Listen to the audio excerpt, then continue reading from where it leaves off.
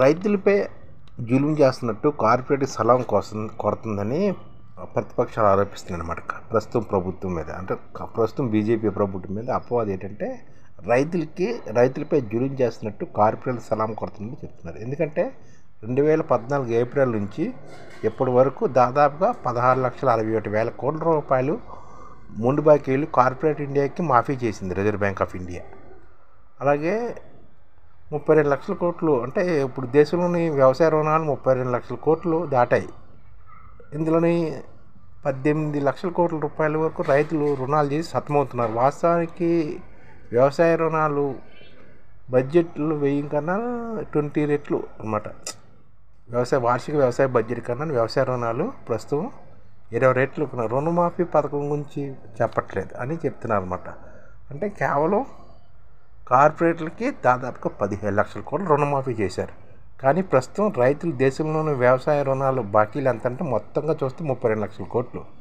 ఇందులోని 18 కోట్ల వరకు రైతులు సతమవుతున్నారు. ఇది మాఫీ చేయాలని రైతులు చెప్తున్నారు. కానీ కష్టమే, ఇది మాఫీ చేయరు.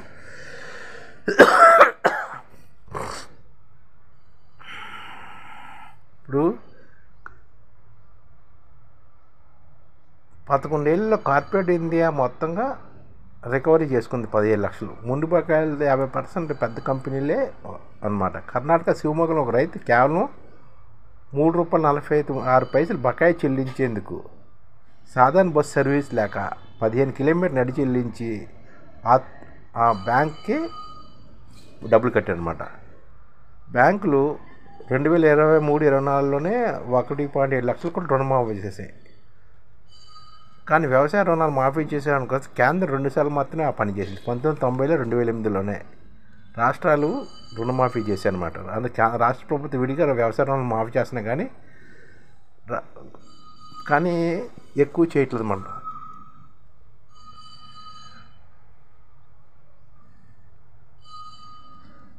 దురదృష్టకరం ఏంటంటే కోల్కతాలోని కానీ ఎక్కడైనా కానీ రాజస్థాన్లోని పిల్లి బంగ్లాకు చెందిన ఒక రైతు ఫైనాన్స్ కంపెనీ నుంచి 2 లక్షల రుణం తీసుకుంటే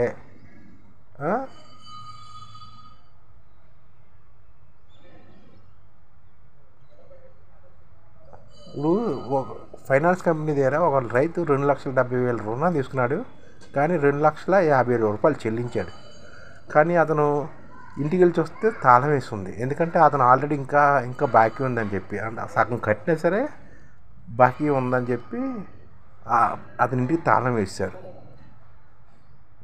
అదనమాట. అలాగ ఉంటున్నాయి. అంటే ఆడు 2,70,000 తీసుకున్నా 2,50,000 తిరిగి కట్టించినా సరే అతను ఇంకా బాకీ ఉన్నదని ఇంటికి తాళం వేశారు. ఫర్ ఎగ్జాంపుల్, ప్రముఖ ఉక్కు తయారీ సంస్థ అయిన ఆధునిక మెటాలిక్స్ అనే కంపెనీ కోల్కతాలోని అది ఏం చేసిందంటే 5,370 కోట్లకు కానీ కేవలం 400 కోట్లు చెల్లించింది అనమాట. అంటే మిగతా డబ్బులు చెల్లించలేదని చెప్పి చేతులు ఎత్తేసింది.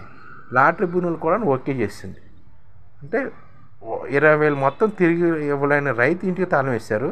అంటే 2,70,000 రూపాయలకి 2,70,000కి 2,57,000 చెల్లించారు. ఇంకా 15,000 చెల్లించారు. దానికి ఇంటికి తాళం వేశారు. కానీ 5,370 కోట్లకి 410 కోట్లే, 5,370 కోట్లకి 410 కోట్లు చెల్లించినా సరే అతనికి ఇబ్బంది లేదు. అతను ఏంటంటే ఆధునిక మెటాలిక్స్ కంపెనీ ఓనరు. ఇలా జరుగుతున్నాయి అనమాట అని చెప్పి రైతు సంఘాలు ఆరోపిస్తారు. పంజాబ్, హర్యానా రాష్ట్రాల్లోని కాలీఫ్లవరు, క్యాబేజీ పంటలు తిరిగి దున్నడానికి ట్రాక్టర్ నడుపుతున్న రైతులు సోషల్ మీడియాలో చాలా బాధగా పెడుతున్నారు అనమాట. అలాగే టమోటా, ఉల్లి, బంగాళదుంపల ధరలు స్థిరీకరించాలని కూడా చెప్తున్నారు.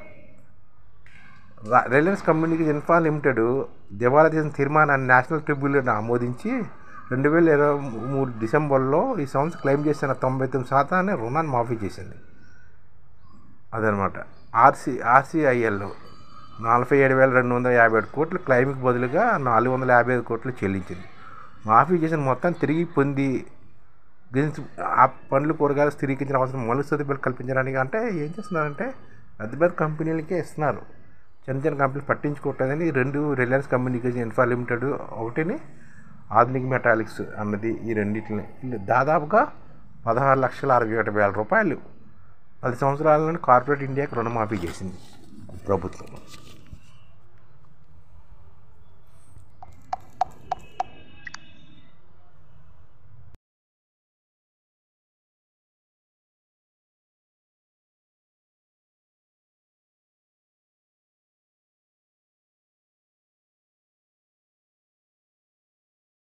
ఈ ఛానల్ ముఖ్య ఉద్దేశం ఏంటంటే మన తెలుగు రాష్ట్రాల్లో 1 కోటి మందికి సంఘటిత రంగాల్లో ఏ విధంగా ఉద్యోగాలు ఇవ్వవచ్చు, కనీస నెల జీతం 30,000 వరకు ఏ విధంగా ఇవ్వవచ్చు, ఏ విధంగా చేస్తే ఉద్యోగాలు సృష్టించబడతాయో వివరిస్తూ ఈ ఛానల్ వీడియోలు వస్తాయి. అలాంటి వీడియోలు మీకు కావాలంటే మన ఐడిఎఫ్ భాస్కర్ ఛానల్ని సబ్స్క్రైబ్ చేసుకోండి.